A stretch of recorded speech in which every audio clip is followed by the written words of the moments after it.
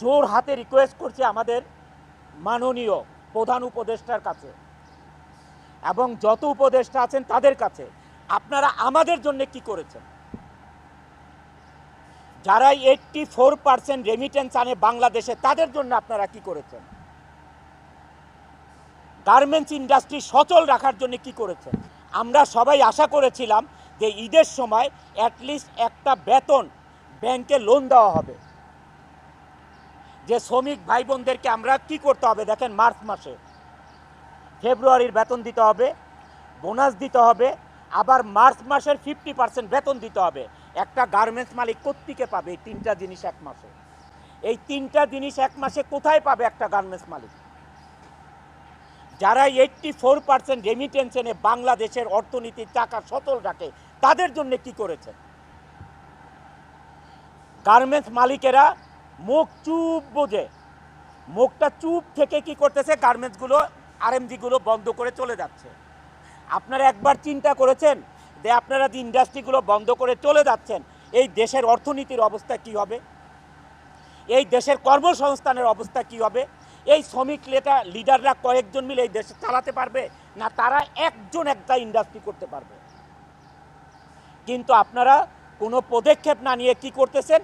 আপনারা গার্মেন্টসগুলো বন্ধ করে যার যার মতো হয়দার গ্রামে চলে যাচ্ছেন, অথবা আপনার গুলশান বনানীর বাসায় বসে থাকতেছেন, অথবা বিদেশের চলে যাচ্ছেন। What is this? এটা কিন্তু আমি অনন্ত জলিল এইটা না করে আজকে আমি প্রতিবাদ জানাচ্ছি যে না, বাংলাদেশে এই আরএমজি সেক্টর থাকতে হবে, না হলে এই দেশ চলার মতন কোনো ব্যবস্থা নাই, কোনো ধরনের ব্যবস্থা নাই।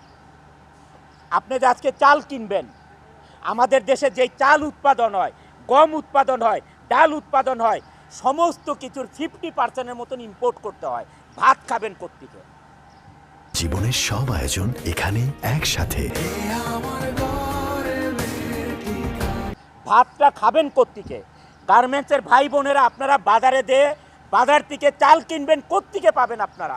এই চালটা পাবেন কোথায় আপনারা? এই চালটা ইম্পোর্টের, আর এটা ডলার ছাড়া ইম্পোর্ট করা যাবে না।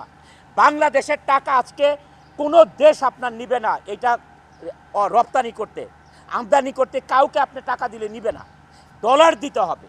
তাহলে এই ডলার কোত্থেকে আসবে?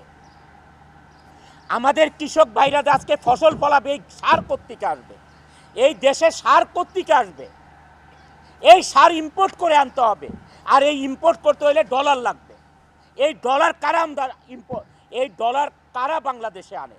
এটা আনে গার্মেন্টস মালিকরা আনে, আর হচ্ছে রেমিটেন্স যোদ্ধারা 14% আনে, আর 84% আনে গার্মেন্টস মালিকরা। কিছুদিন আগে আমি শ্রমিক লিডারদেরকে বক্তৃতা দিতে শুনলাম যে বন্ধ ইন্ডাস্ট্রিগুলি খুলে দিতে হবে। আরে সে মালিক এখন কেন খুলে দিবে? এখন কেন গার্মেন্টস মালিকরা ইন্ডাস্ট্রি খুলে দিবে?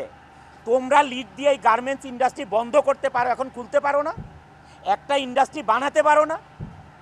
বানায় তাদেরকে চাকরি দাও। একটা ইন্ডাস্ট্রি এরকম করে বানায় তাদেরকে চাকরি দাও না পারলে। এখন কেন গার্মেন্টস মালিকদেরকে খুলতে হবে এইসব বন্ধ ইন্ডাস্ট্রি? আজকে যদি আমি ইন্ডাস্ট্রি বন্ধ করে দিই, এখানে 12,000 লোক কাজ করে, নট 12,000, 12 লক্ষ লোক জড়িত এটার সাথে।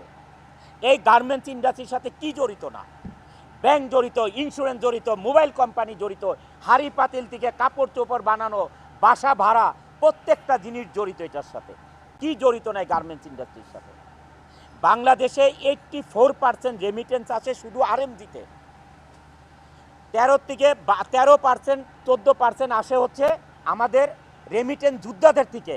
সারা বাংলাদেশের এক্সপোর্ট থেকে 2% আসে, 2%। মিডিয়া ভাই ও বোনেরা, আমাদের শ্রমিক ভাই বোনেরা, এই দেশে আপনারা কি করে খাবেন? আমার শ্রমিক ভাই বোনেরা, আপনারা কি করে খাবেন? মিডিয়া ভাই বোনেরা, আপনারা এটা প্রচার করুন যে এই দেশ কি দিয়ে চলবে।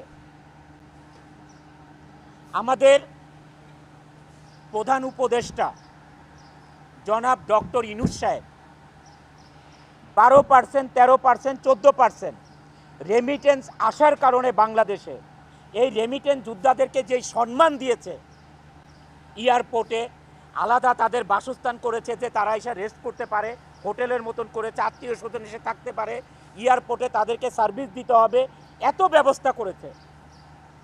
যারা 84% বাংলাদেশে রেমিটেন্স আনে তাদের জন্য কি করেছে? আমি এইটা